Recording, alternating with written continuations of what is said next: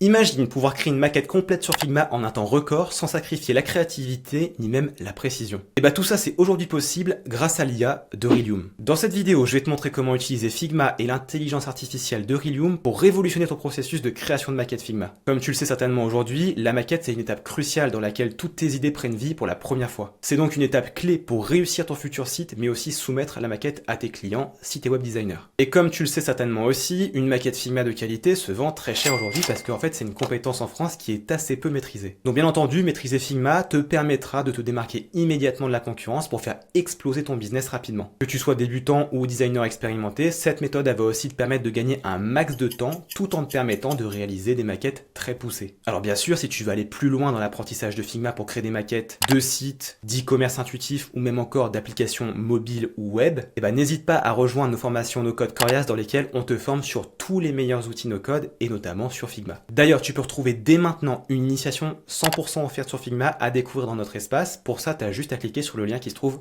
dans la description de la vidéo. Allez, on va commencer le tuto tout de suite, mais avant, si tu veux juste voir plus de contenu éducatif sur le no-code sur cette chaîne et surtout ne rien rater de ça, like la vidéo, abonne-toi à la chaîne et bien sûr, n'oublie pas d'activer la cloche. Et attention, reste bien jusqu'à la fin parce que je vais te partager des astuces pour optimiser tes projets et gagner surtout en productivité. Alors, comme on l'a déjà expliqué dans une vidéo précédente qu'on a fait sur la chaîne, d'ailleurs, qu'on t'invite à aller voir également, on va pas te refaire tout le processus d'inscription à Rilium et à Figma, on va directement rentrer dans le vif du sujet. Et notre sujet du jour, il porte sur le nouveau manga Instinct d'Inoxtag qui a été sold out en quelques minutes après sa sortie. Donc là, on va t'afficher à l'écran le site de base qui était pour commander son livre et on s'est dit que ce serait super cool de faire la maquette du site sur Figma avec l'IA. Et là du coup, c'est le résultat final qui a été généré avec l'IA de Rilium et qui a été importé dans Figma. Et bien sûr, je te montre tout ça tout de suite. Allez, c'est parti, on passe sur mon écran, on trace. Alors, on se retrouve sur mon écran, on va pouvoir démarrer la maquette de la landing page pour le manga d'Inoxtag. Donc là, tu as le résultat en fait de ce qu'on a fait nous précédemment en off. Donc je te montre un petit peu à quoi ça ressemble. Ça a été réalisé avec l'IA et Figma, tout simplement. Donc on va aller voir après, on va le faire ensemble. Donc là, ce qui est bien, c'est qu'on ne démarre pas de zéro puisqu'en fait, Inoxtag avait déjà fait un site pour le pré-lancement de son manga avec différentes offres. Donc juste, il n'y a pas de scroll, tu vois, c'est juste une espèce de table de prix. Nous, on va venir agrémenter tout ça avec des sections, des explications. Donc tout ça, bien sûr, en l'espace de quelques minutes.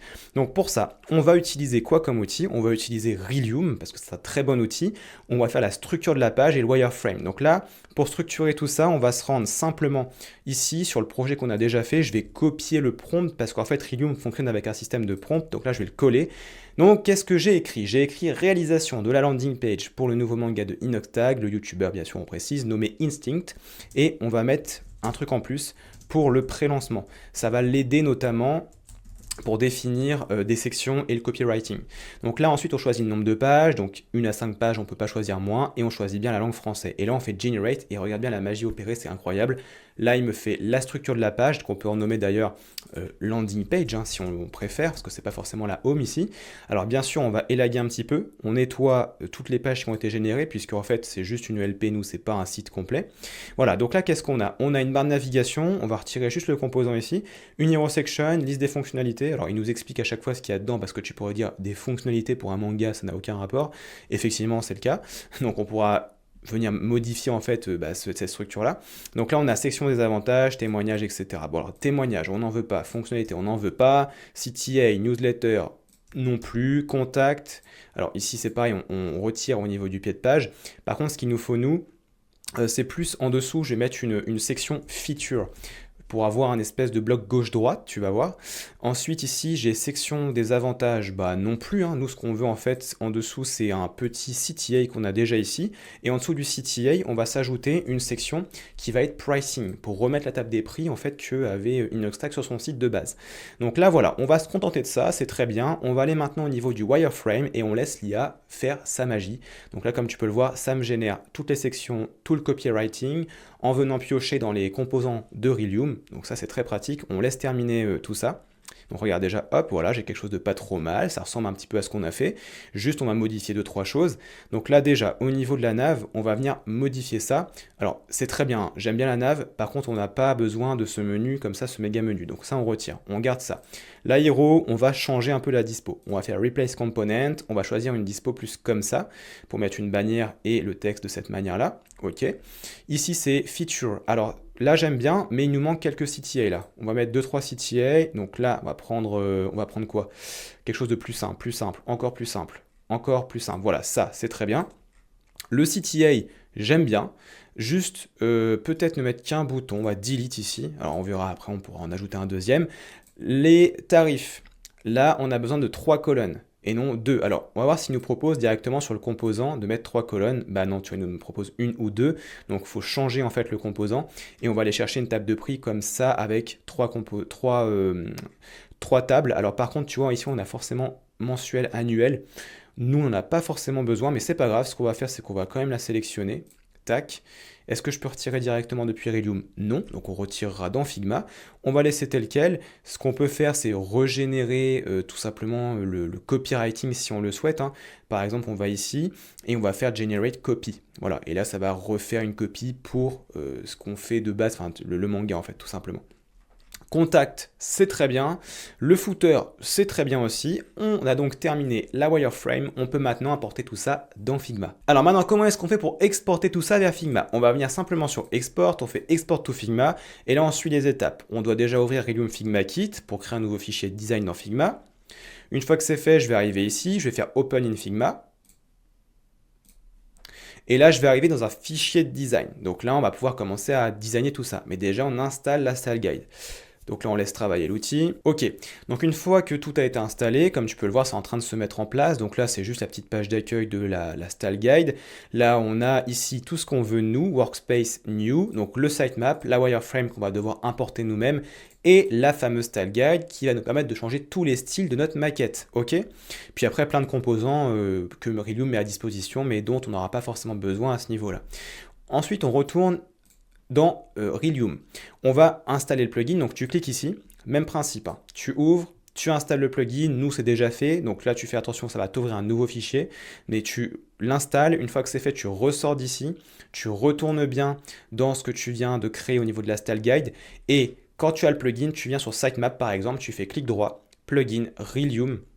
Là, tu choisis le projet en fait qui t'intéresse. Donc là, j'arrive sur Primary Sitemap. Je vais faire Add Sitemap et regarde bien la magie. Hop là, ça vient me mettre le sitemap en fait de Iridium, de ce qu'on a fait avant. Pareil pour Wireframe. Ici, je clique. Par exemple, je peux rentrer dans le projet. Alors, vu que j'ai qu'une page, je peux le faire directement depuis l'étape précédente. Mais là, je vais faire Add Wireframe et regarde bien. Là, on a l'outil, enfin le plugin, qui vient faire tout le boulot. Donc là, il est en train de structurer. Alors, c'est un petit peu le bazar là, comme ça à première vue, mais t'inquiète pas, il va tout mettre au propre après. Donc là, il met les différentes sections. Voilà, et c'est terminé, on a importé la maquette. Alors bien sûr, il y a des petites choses qui sont restées là, tu vois notamment ici le méga menu là, on n'en veut pas de ce méga menu. Donc nous, on va le retirer. Voilà, on gagne la navigation, on a la version mobile, la version desktop, on n'a plus qu'à designer.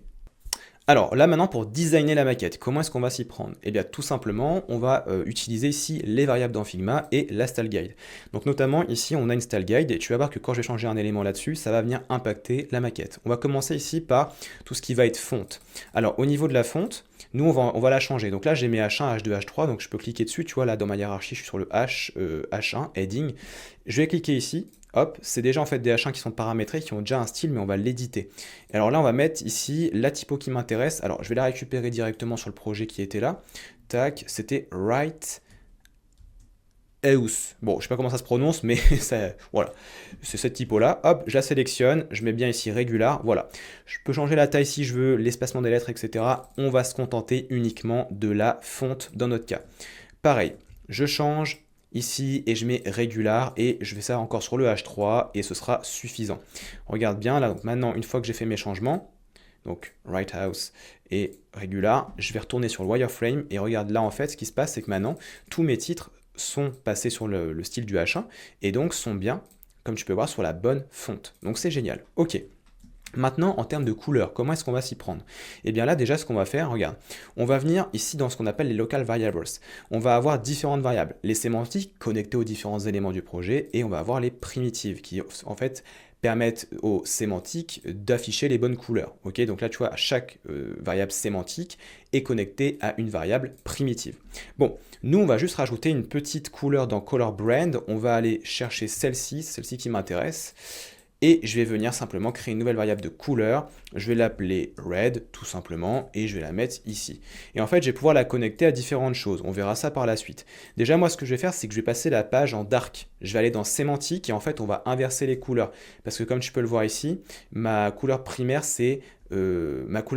sur background color, ma couleur primaire, c'est blanc. On va passer, nous, en noir. Donc, on va chercher ici une couleur primitive, color brand black. Tout est passé en noir. Pour le fond alternatif, on va le passer lui en blanc. Donc on descend, on va chercher bien sûr la même chose. Alors il faut retrouver, tac tac tac, les primitifs. Voilà, on va le passer en blanc. Ensuite, on fait pareil pour les bordures. Les bordures, elles, on inverse. Elles passent en blanche. Et pour alternate, elles vont passer en noir. Et pour les textes, on fait la même chose. Il faut que les textes, on puisse les voir. Donc là, pour le coup, on va les passer en blanc pour la couleur primaire, white. Donc regarde là, tout va passer en blanc, bientôt. Voilà. Et pour la couleur alternative, on va les mettre en noir. Donc ici, je vais avoir color brand black. Tac. Et voilà le travail.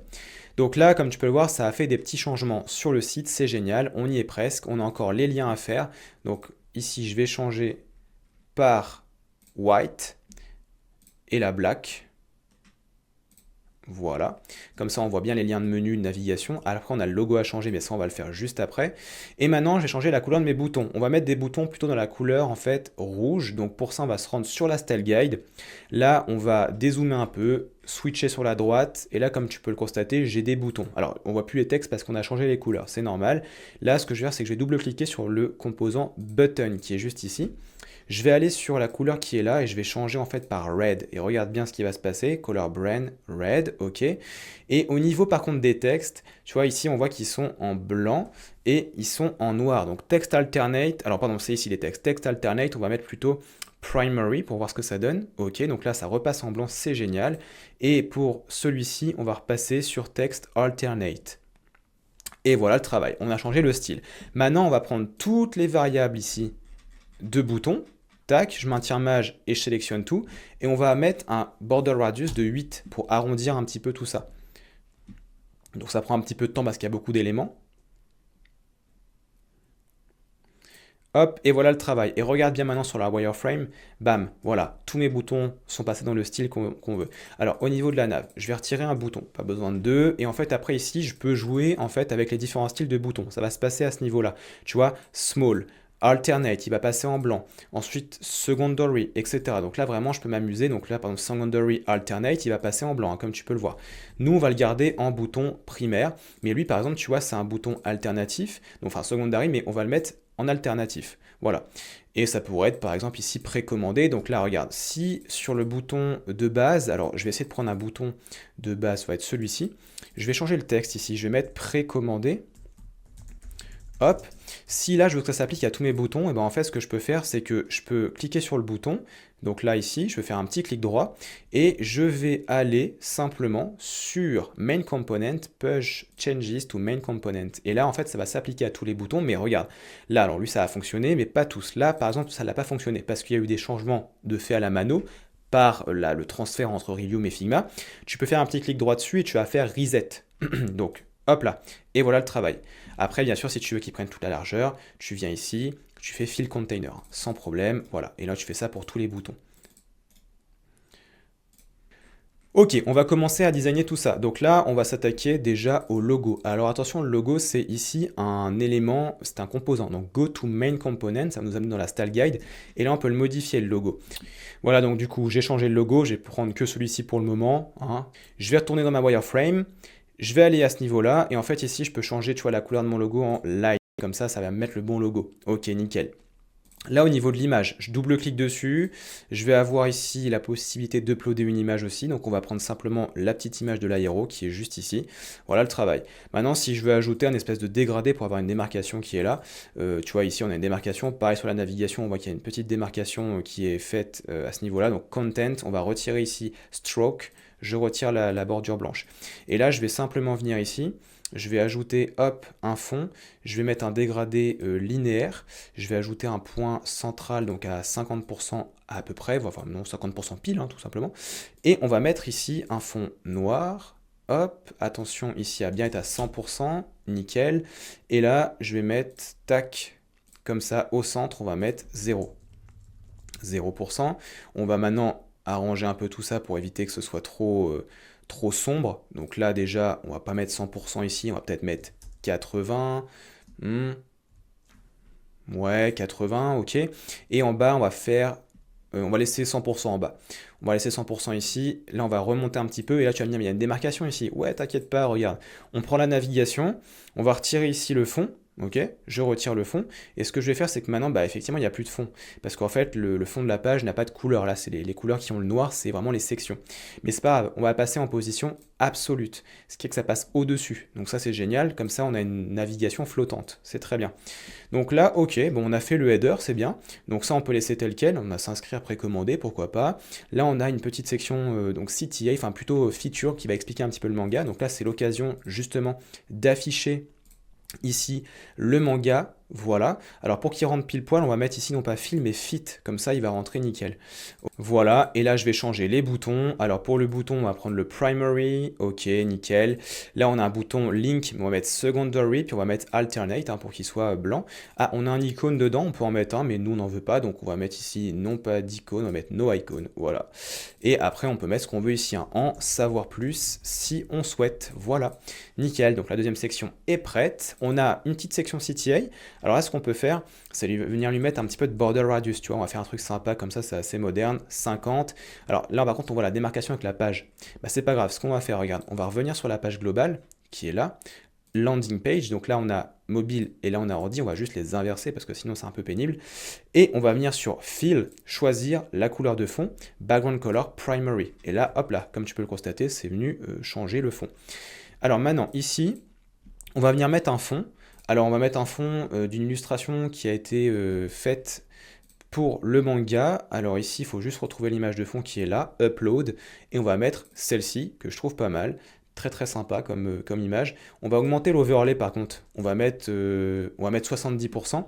Et au niveau du texte, pourquoi est-ce qu'on est en noir? Parce qu'en fait, il est ici sur le texte alternate. On va le remettre sur primary. Voilà, pareil pour celui-ci, on remet sur primary. Comme ça, on a le texte qui est lisible. Ok, c'est génial. Donc là, tu vois déjà, on a bien avancé. Hein. On en est ici au niveau de la page. On arrive déjà au niveau des plans tarifaires pour la précommande. On va retirer ça, parce que ça, on n'a pas besoin. Tarif, plan tarifaire, on peut changer ça. Précommander dès maintenant. Et en fait, ce qui est bien, c'est que là, en fait, toute la maquette est en auto layout. Ça veut dire quoi? Ça veut dire que tu vas pouvoir après l'importer dans Webflow avec le plugin Figma to Webflow ou même dans Framer. Si tu sais faire, voilà, tu peux l'importer aussi dans Framer. Alors là, pour les modifs, ce qu'on va faire, c'est qu'on va faire un petit changement de design qui va quand même être assez, qui va être plus important que ce qu'on a fait juste avant sur les sections. Donc là, ce qu'on va faire, déjà, on va aligner ici tous les textes sur la gauche. Ok, tous les textes qui sont là, on aligne à gauche, puisqu'en fait à droite on va avoir l'image. Donc là je les sélectionne, j'aligne à gauche, je fais de même ici, voilà. Alors au niveau des tarifs, je sais plus ce que c'était, mais je crois que c'était quelque chose comme 19,95. On vérifiera ça après. Ici on avait peut-être 39,95. Voilà, et là on avait 119,95. Celui-là, je m'en souviens. 119,95, ok. Après, au niveau des tailles, si on veut les modifier, on peut. Hein. Tu vois, on est sur le H1, donc il faut faire attention. Il faut juste peut-être aller sur du H2, tu vois. Là, c'est très simple, en fait. Tu sélectionnes, tac, là, tu as H1, tu passes sur un style H2, et c'est ok. Donc là, on avait ensuite des noms de packs. Je vais les récupérer directement là. Ah, c'était 11,95 et 32,95. Donc, tu vois, rien à voir avec ce que j'ai écrit. Par contre, le dernier était bon. Classique. Hop. Ensuite, je vais prendre le flow pack. Pas pourquoi il a appelé ça flow pack. Et je vais prendre box collector. Ok. Une fois que j'ai fait ça, je vais modifier les textes qui sont ici. Donc là, c'est le contenu des différents plans. Donc bah là, écoute, je vais faire juste un petit copier-coller des textes qui sont là. Hein. On va prendre la liste qui est directement ici. Commande C. Je retire. Tac. Ok, alors là, ce que je vais faire maintenant, c'est que je vais modifier un petit peu le gap entre les éléments. Voilà, alors au niveau de mes colonnes ici, on va pas les mettre en fixe, on va mettre Hug Content. et je vais bouger un petit peu tout ça. Donc là je bouge, ok, là je vais bouger aussi, voilà. Hop, pour que ça arrive à peu près ici. Alors, ce qu'on va faire, du coup, ça va pas être du content, on va plutôt faire du fill container pour que ça prenne bien la largeur. Et on va mettre ici, non pas top, mais space between, pour mettre le bouton sur le bas. Space between, voilà, ça fait quelque chose de plus cohérent. Ensuite, au niveau de mes cards, alors, on va changer le fond. À chaque fois, il y a un fond différent. On va aller sur fill, on va faire plus, et en fait, on va mettre une image ici. C'est une image qui va être donc celle-ci pour la première. La deuxième, fill, ici, je prends mon image, donc je vais mettre, c'est celle-ci, et on va mettre juste un petit overlay par-dessus pour que ce soit un peu plus assombri, voilà, on va mettre 70%, et pour celle-ci, on va avoir fill, image, et on va avoir cette couleur-là. Alors par contre, on va faire la même chose, petit overlay, 70%, voilà, pour que ce soit plus discret. On reprend les trois colonnes de prix, on va mettre un border radius de 16 pixels, on va retirer les bordures, donc stroke, on retire, il n'y en a pas. Ah si, il y en avait, si, pardon, je dis des bêtises, il y avait des strokes qui étaient en couleur rouge, donc le red qu'on a mis tout à l'heure, celui-ci, voilà, très bien. Donc une fois que j'ai fait ça, il me reste à mettre juste les images. Donc les images, bah écoute, on va mettre une image qui est là, donc la première image c'était juste les mangas comme ça. Donc là, je peux les mettre là, mais regarde-toi, il y a un problème, c'est que là, comme je suis en auto layout, bah, ça se met soit là, soit là. L'image, du coup, on va la mettre en position absolue, on va la réduire et on va la placer en haut à droite, donc juste ici. Donc là, bien sûr, comme tu le constates, il va falloir tout simplement, eh bien, hop, faire fill container et on va étirer un peu tout ça, voilà, pour que ça passe en dessous. Donc là, bien sûr, on fait suivre à ce niveau-là aussi, voilà, nickel. Et donc, on a créé la petite table de prix. Qu'est-ce qu'il nous reste à faire? Voilà le travail. Alors, vu que c'est un YouTuber, on va faire en sorte que l'image de la fin ne soit pas une image, mais une vidéo. Et on a donc fini de designer la maquette pour Inoxtag. Ça y est, tu sais maintenant comment créer une maquette rapidement avec l'IA de Rilium pour pouvoir l'importer dans Figma. Si bien sûr tu as aimé la vidéo, n'oublie pas de mettre un like, rejoins-nous sur Corias pour te former sur Figma plus en profondeur et sur tous les meilleurs outils no-code du marché. Et moi je te dis donc à très bientôt dans une autre vidéo. Ciao!